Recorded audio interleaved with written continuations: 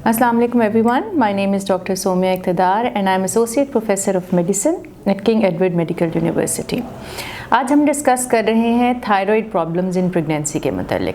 आपको पता है कि थायराइड ग्लैंड एक स्मॉल बटरफ्लाई शेप्ड ऑर्गन है, ग्लैंड है जो हमारे नेक के फ्रंट ऑफ पार्ट में मौजूद होता है और ये हार्मोन्स प्रोड्यूस करता है जिसे हम थायराइड हार्मोन्स कहते हैं। प्रेगनेंसी एक ऐसी स्टेट है जिसमें नॉर्मल फिजियोलॉजिकल चेंजेस होती हैं बॉडी में और थायराइड में भी इसकी चेंजेस होती हैं, जिसकी वजह से थायराइड का साइज़ भी 10 to 15% इंक्रीज़ हो जाता है और जो थायराइड के हार्मोन्स हैं इनके अंदर भी चेंजेस आती हैं। सो दो बीमारियां जो थायराइड के साथ एसोसिएटेड कॉमनली हैं, हाइपोथायराइड जिसमें यानी कि थायराइड के हार्मोन्स की मिकदार कम हो जाती है और हाइपरथायराइडिज्म जिसमें थायराइड के हार्मोन्स की मिकदार ज़्यादा हो जाती है, ये प्रेग्नेंट पेशेंट्स में देखी जाती हैं और इसका इलाज ज़रूरी है। मोर कॉमनली हमारे पास प्रेगनेंसी के साथ हाइपोथायराइडिज्म एसोसिएटेड है।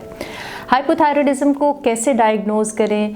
क्या इसका ट्रीटमेंट प्रेगनेंसी और नॉन प्रेग्नेंट स्टेट में डिफरेंट है? क्या इसको प्रेगनेंसी में ट्रीट करना ज़रूरी भी है या नहीं? क्या दो अद्वियात हम नॉन प्रेग्नेंट स्टेट में देते हैं वो प्रेग्नेंट फीमेल्स को दी जा सकती हैं और इसका फॉलोअप कैसे करना है, आज हम इस पर बात करेंगे। मरहम यूट्यूब चैनल को सब्सक्राइब करें और बेल के आइकन पर क्लिक करें।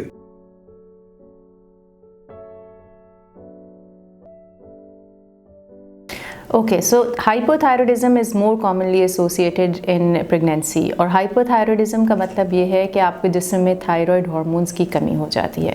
अब थायराइड हार्मोन्स हमारे पास दो तरह के होते हैं, एक T3 T4 है और उसको रेगुलेट करने के लिए थायराइड स्टिमुलेटिंग हार्मोन होता है TSH। सो जब भी प्रेग्नेंट फीमेल्स आपके पास पहली दफ़ा आती हैं तो आप उनको ज़रूर TSH का टेस्ट कराते हैं जो आपको गाइड करता है कि कहीं पेशेंट को हाइपोथायराइडिज्म तो नहीं है। TSH की वैल्यू अगर ज़्यादा हो तो इसका मतलब है T3 T4 कम हो सकते हैं और हाइपोथायराइडिज्म है। लेकिन कई दफ़ा ऐसे होता है कि TSH की वैल्यू तो ज़्यादा होती है लेकिन T3 T4 नॉर्मल होते हैं। इसे हम सब क्लिनिकल हाइपोथायराइडिज्म कहते हैं। इन पेशेंट्स के में कई दफ़ा फिर आपको एंटीबॉडीज़ का टेस्ट कराने की ज़रूरत होती है और अगर एंटीबॉडीज़ पॉजिटिव हों तो फिर इसको ट्रीट भी किया जाता है। ऑन दी अदर हैंड अगर TSH का लेवल ज़्यादा है और T3 T4 का लेवल लो है तो ये ओवर्ट हाइपोथायराइडिज्म है। ये पेशेंट्स वो हैं जिनको ज़रूर ट्रीट किया जाना चाहिए। अब हाइपोथायराइडिज्म का इलाज क्यों ज़रूरी है? हाइपोथायराइडिज्म का इलाज इसलिए ज़रूरी है बिकॉज थायराइड हार्मोन के सही लेवल्स प्रेगनेंसी के दौरान हेल्प करते हैं एक हेल्दी प्रेगनेंसी में और जो आपका होने वाला बेबी है उसकी हेल्थ के लिए भी बहुत इम्पॉर्टेंट है। अगर आपके थायराइड के लेवल्स डिस्टर्ब्ड हैं और आप हाइपोथायराइडिज्म को ट्रीट नहीं कर रहे तो क्या रिस्क हो सकते हैं? प्री टर्म लेबर हो सकती है, मिसकैरेज हो सकता है, बेबी की ग्रोथ रिटार्डेशन हो सकती है और जो बेबी बॉर्न हो ये भी देखा गया है कि अगर हाइपोथायराइड मदर्स अनट्रीटेड हों तो जो उनके बेबी बॉर्न होते हैं उनका मेंटल लेवल या IQ लेवल आम नॉर्मल पॉपुलेशन के मुकाबले में लो होता है। सो इन तमाम चीज़ों को एड्रेस करने के लिए डॉक्टर आपके थायराइड हार्मोन्स का टेस्ट कराते हैं और आपकी तशख़ीस के मुताबिक आपको थायराइड हार्मोन की रिप्लेसमेंट थेरेपी दी जाती है।